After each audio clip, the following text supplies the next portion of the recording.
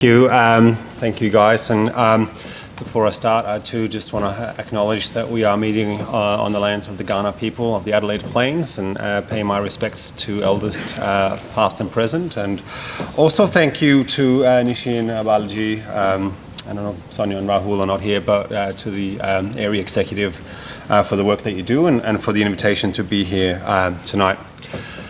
I thought I would just spend one of the 5 minutes I've been given to talk about a little bit about what we do at AUIDF. So we are a membership-based organization. We've got 39 public university members and Bond as well. We're not an advocacy organization per se. We are an organization that is put in place to sort of develop and increase the professionalization of the international directors across the sector. But we, of course, do quite a lot of work with various bodies that do advocacy work.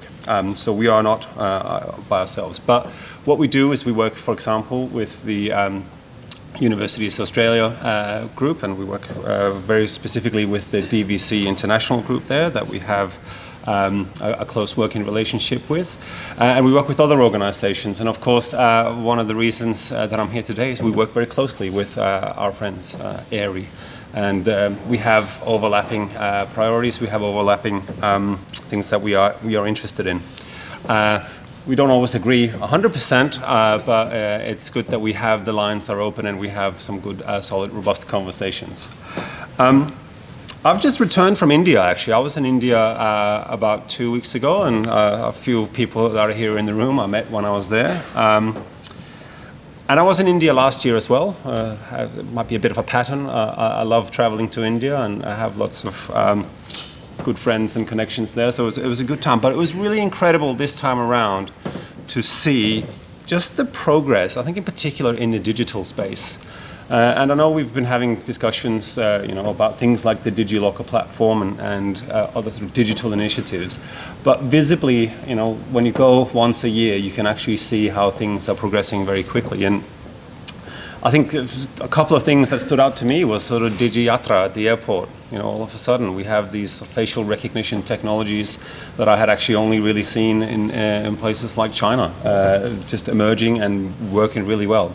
PayTM, another initiative that I don't think anyone people tell me when it was sort of announced in, I think 2017, the president announced that this was going to be the way of the future. No one really believed that it was going to happen that quickly. But in this last year, I just really noticed it, how it's gone from being, you see it, but now it's just everywhere. So I think that's really interesting, and I think in the context of what we're doing, I think it's really interesting to see how very quickly the digital transformation is happening in India. I think, of course, our sector, we are at a bit of an inflection point, and it's interesting going to the sessions this week. I think we are, as we all know, I think we have more students now, visa holders, primary visa holders in Australia than we did before the pandemic. As someone who spent most of the pandemic locked up in a bedroom in Melbourne, I don't think anyone had envisaged that was going to happen that quickly. We've also seen a whole bunch of announcements and a whole bunch of changes. I think a lot of these are changes that we've pushed for, many of us have pushed for a long time. There's a lot of really, I think, good policy intent there. I think from the removal of the 408 visa, I think a lot of us were applauding that. That was a loophole. I think the stopping of the, and thanks Phil for the work that you did on that. Also, I think the concurrent COE, there was a lot of us that were talking very loudly about that being a challenge. So I think that was really positive. We had the extended post-study work rights for a number of programs, stuff that we had all been pushing for. But a lot of this stuff, the devil will be in the detail, and I think, as we've probably everyone know, there's the stuff with the and through bodies like IEAA to advocate for some changes there. And so I just want to thank AAERI. I think you guys play a really important role. You have certain very vocal members who are unafraid and undeterred when giving advice to to our government around how they should be changing and how they should be operating. We, of course, where our interests are aligned, we are doing exactly the same, and we are working through our channels. And we see ourselves very much, we are in many ways at the coalface and have that sort of detailed knowledge of how, for example, PRISMs work. So when we are asked about what are the changes that should be in the PRISM system, a lot of the knowledge about how we actually would benefit as providers comes from us. So I think that's really positive, and we will continue to collaborate on that.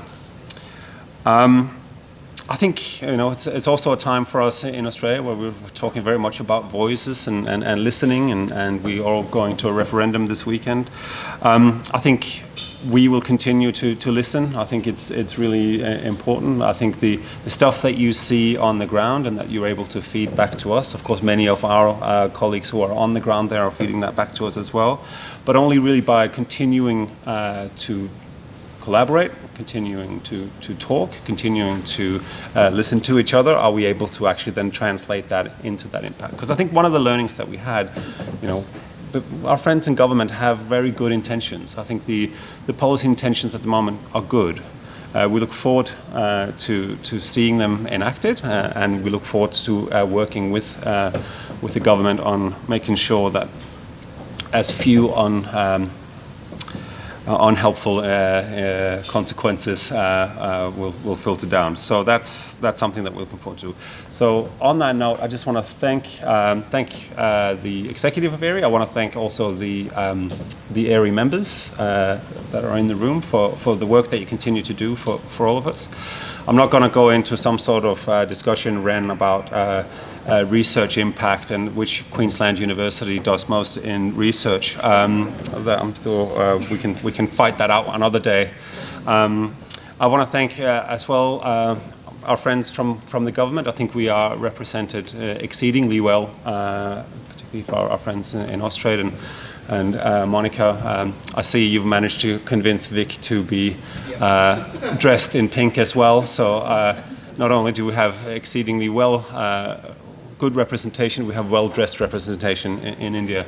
So on that note, I might wrap it up here and just thank you all for the work that you're doing. Thank you.